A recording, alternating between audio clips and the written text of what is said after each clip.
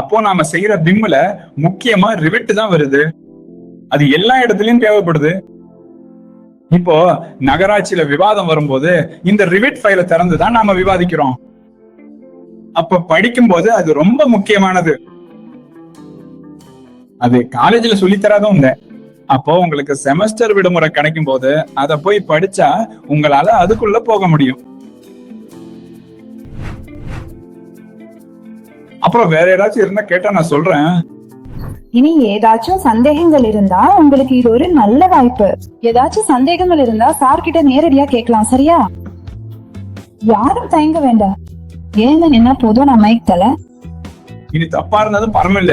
பல தவறான கேள்விகளை கேட்டாதான் நமக்கு நல்லது நடக்கும். நமக்கு முன்னாடி நிக்கிறவங்க கான்ட்ராக்டரா இருக்கலாம், இல்ல தொழிலாளியா இருக்கலாம். அவங்கள நாம குறைவா எடை போடக்கூடாது.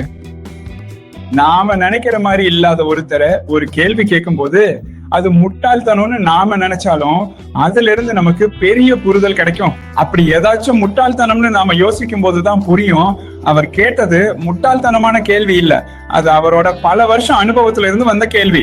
அதனால நாம அதுக்காக சில சிஸ்டத்தையே முழுசா மாத்திருக்கோம். அதனால யாரையும் நாம குறைவா எடை போடக்கூடாது.